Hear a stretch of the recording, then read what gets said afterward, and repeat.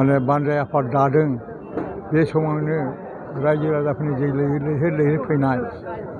बयबो मदद होफैनाय बेयावनोथ' आफादखौ जाखाबाय नामा नंलायलांदों ओरैबादि बयनिबो मदद गोसो गोरबोजों आरो बे अदालगुरिहा मोनसे जारिमिनारि मोनसे माबा दं गोदोबो बेवहाय साहित्य सभाखौ दादोंब्लाबो बे अदालगुरियावसो गिबि सम्मेलना साक्सेस जादों बियाराब खालामदों आं बे खोथाखौ दहायबो बुंदों ओंखायनो अदालगुरिनि बे थुलुंगानाया मावनाया बिथांमोननि गोसो गोरबोआ बिराद गोजोनथाव आरो बे बर' हारिनि बे जेखौ जों एथनिक स्टाडि होनना बुङो जारिमिनखौ जे सावरायदों बाहेरानिफ्राय फैफैनाय साहेबफ्रा बे अदालगुरिनिफ्राय आरम्भ जादों बर'खौ मिथिनाया अदालगुरिनिफ्रायसो फुरा फट' लानानै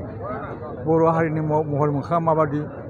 बे जारिमिन बिजाबाव बिनिफ्रायसो प्रथम आरम्भ जादों ओंखायनो बे अदालगुरिया बुंनो थाङोब्ला जोंनि थुलुंगानि फुंखा दाबो बेनो जागोन मोजाङै साक्सेस जालांगोन गोदान मोनसे जोंनाव मेसेज मोनगोन बयबो आसा खालामदों बेनो आरो गुबुन गुबुन हारि माहारिफोराव गुबुन गुबुन हारियाबो बेवहाय जेनेबा आगोलावबो बेनो जादों बे जायगानि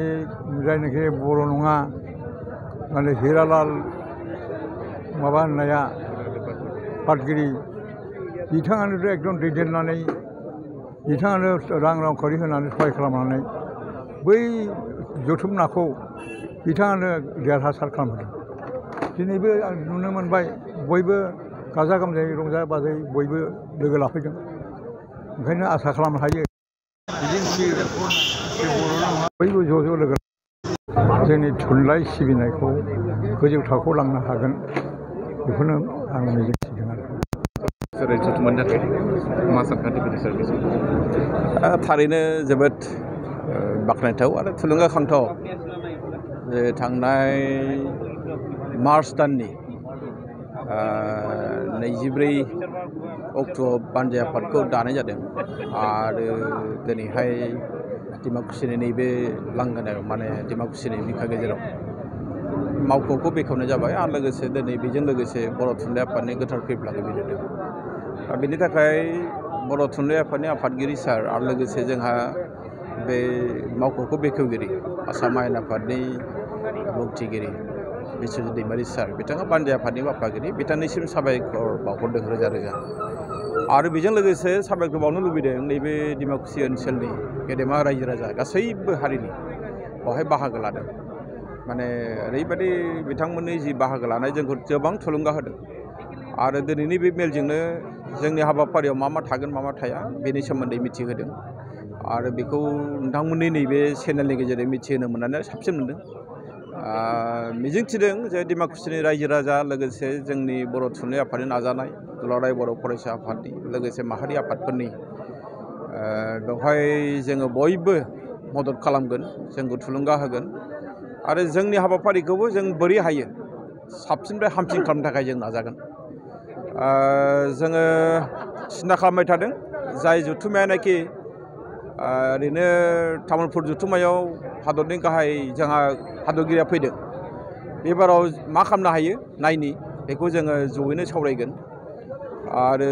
बानजाय आफादाव जों नुनो मोन्दों जोंहा गोख्रों माखासे बिबानगिरि बिथांमोन दङ जेरै जोंहा मावफुं आफादगिरि दावबायसा बर' बिथां दङ जोंहा बानजाय आफादनि गाहाय लिरथुमगिरि जोंहा जौस्रां बर' बिथांमोन दङ बिथांमोन थानायाव जों बारा सिन्था खालामाखै बर' थुनलाइ आफादनि जायफोर हाबाफारि लाजागोन हाबाफारि जोङो उन जोलैनो मा होलांनो हायो बिनि थाखाय जों सिन्था खालामगोन जोंनि गेजेराव गोबां बाहेरायाव मावहैनायफोर दङ साइन्टिस्टफोर दङ जोंनि प्रफेसारफोर दङ जोंनि इक'नमिस्टफोर दङ जोंनि समाजखान्थिगिरिफोर दङ बिथांमोनखौ जों लाबोनो थाखाय नाजागोन आरो बिथांमोननि गेजेरजों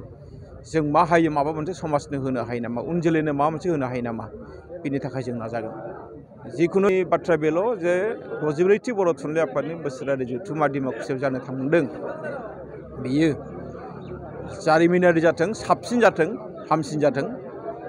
नोंथांमोननि चेनेलनि गेजेरजों रायजो राजानो मिथिहोदों आरो खावलायदों बयबो फैनांगौ बाहागो लानांगौ